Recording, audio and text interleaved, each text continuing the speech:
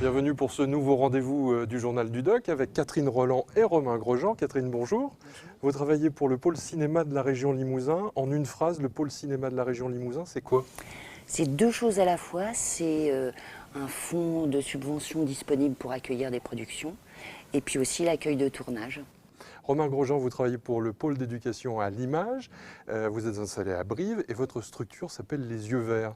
Vous avez les yeux bleus. Qui a les yeux verts chez vous? Alors, qui a les yeux verts? Bon, déjà, une petite précision, on est pôle régional d'éducation à l'image, c'est notre champ d'action. Et la deuxième chose, c'est Marguerite Duras qui a les yeux verts, et c'est sur ses écrits sur le cinéma qui ont donné ce nom à ce pôle. Chaque pôle d'éducation à l'image a en général un nom rattaché au cinéma, forcément. Et nous, ça a été notre choix de le porter sur Marguerite Duras. Nous nous retrouvons aujourd'hui pour parler du mois du documentaire. C'est une manifestation nationale? Absolument, c'est une manifestation nationale coordonnée coordonnée par Images en Bibliothèque qui a beaucoup de succès depuis près de 6 ans.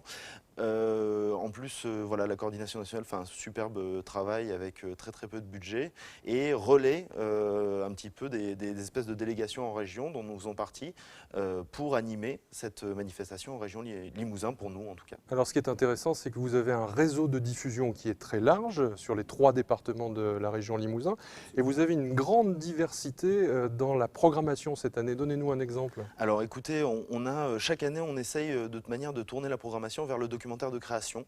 Voilà, de passer du documentaire sur les grands écrans, ça a une signification particulière. On n'apprécie pas les œuvres de la même manière. Et pour cela, donc, on a dégagé des thématiques qui est un angle fort de la manifestation. C'est voilà, de travailler sur des thématiques. Lors de cette manifestation, la 3e édition du mois du film documentaire, on a souhaité revenir sur le travail d'une maison de production qui est Officien Limousin, qui a une ligne éditoriale formidable parce qu'elle a beaucoup de diversité. Et on a pu dégager 3 thèmes de programmation qui sont société, regard sur la Seconde Guerre mondiale, c'est un peu inévitable en Limousin, et un 3e thème qui est portrait d'artistes, qui est complètement insolite, avec vraiment des essais documentaires sur des artistes. Voilà, on a par exemple à d'autres variations sur le thème de Guy Le Quérec, par exemple, qui est un film formidable. On a voilà, sur Willy Ronis. Par ailleurs, on a Blanche-Neige en prison, qui est un atelier sur un centre pénitentiaire à Poitiers, qui dégage des émotions absolument magnifiques, que je vous invite à voir le 12 à Limoges, pour le Fenêtre sur Cour, qui sera dédié à Pyramide Production. Et par exemple, Requiem pour un champion, aussi je vous parle des dernières sorties, qui voilà, est une espèce de fable sociale. C'est très impressionnant, Requiem Voilà. pour un champion. C'est très impressionnant, et comment il y a l'analogie entre la société de la performance, du sport, et finalement cette performance qui est présente dans la société de tous les jours, maintenant partout, avec les progrès ou pas technologiques. Catherine Rolland, vous l'avez dit tout à l'heure, vous êtes là pour financer, pour aider au financement des tournages, pour faciliter le travail.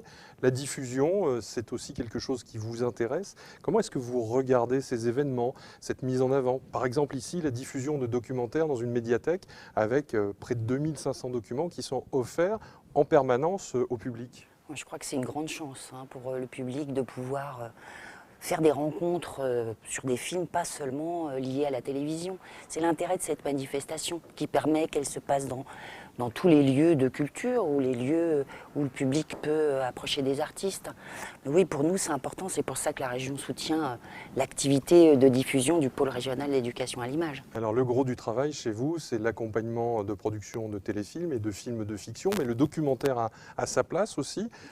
Il représente quel volume? Ça a une grande place et une place historique. C'est le premier domaine qui a été aidé par la région. On dépense quand même environ 280 000 à 300 000 euros par an pour soutenir les films dont Romain vient de parler, par exemple.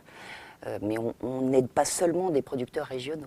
Oui. Et puis il y a les retombées directes sur l'économie locale avec des intermittents techniciens qui sont là et qui travaillent pour les équipes de production qui viennent. Alors c'est un peu moins de gros volume pour le documentaire, des gros volumes pour la télévision et pour le cinéma. Pour le documentaire, on peut dire que ce sont des petites équipes qui travaillent. En termes de volume, certainement c'est plus restreint puisque comme vous le dites, les équipes sont plus petites.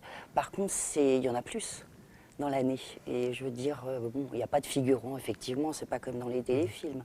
Mais c'est quand même très important au niveau de l'énergie locale. Le Limousin affirme sa vocation de terre de cinéma et de production. Vous avez mené plusieurs actions récemment.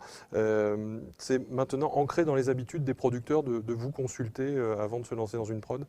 Oh oui. Oui, c'est très rare que des gens ne nous approchent pas, soit parce qu'ils recherchent quelque chose de particulier et qu'il faut analyser si le territoire peut accueillir tel ou tel type d'histoire. Mais il y a Honnêtement, beaucoup on d'histoires peut accueillir à peu près tout, sauf la haute montagne et la mer. Oui, Hein, ça manque on a parfois. des environnements urbains, on a des environnements Tout à ruraux, fait, oui, datés oui. de différentes Oui, époques. bien Ouais. sûr. On peut soutenir des courts-métrages qui se passent dans un appartement moderne. Ouais. Dans le pôle d'éducation à l'image, il y a le mot éducation. Quelle est votre cible? Les jeunes, les étudiants, les lycéens? Alors écoutez, nous on ne va pas isoler un public parce qu'on est vraiment sur une transversalité de parler à tout le monde. Quand on fait des manifestations comme le mois du film documentaire, elles s'adressent au tout public, puisque bon, les documentaires, ça aide à comprendre, ça aide à la lecture de ce monde aussi, d'un point de vue que ce soit artistique ou même simplement informatif. Et après, effectivement, on a une action plus spécialisée sur les jeunes publics, avec des programmes réfléchis, pensés pour différentes tranches d'âge. Donc on fait ce travail-là sur les dispositifs scolaires, comme sur les festivals. Voilà, par exemple, encore il y a peu avec le Festival du court-métrage, on faisait une proposition de ciné-goûter avec des courts-métrages à l'association Festivart, donc qui nous a aidé voilà, dans cette action. Et nous sommes à peu près sur énormément d'actions jeunes publics qui se passent en Limousin. Catherine, est-ce que vous avez déjà fait votre choix pour le mois du doc? Est-ce que vous savez ce que vous allez voir? Où est-ce que vous allez le voir? J'ai le choix, je peux aller au bout de la région ou rester à Limoges, où je travaille et où j'habite. Merci à tous les deux de nous avoir accompagnés pour ce journal du doc. Merci Une à vous. adresse internet lesyeuxverts.com pour retrouver toutes les informations sur le mois du doc ici en Limousin. Et puis par le biais du site de la région, vous trouverez énormément d'informations sur les tournages en Limousin. Merci à tous, à la prochaine fois.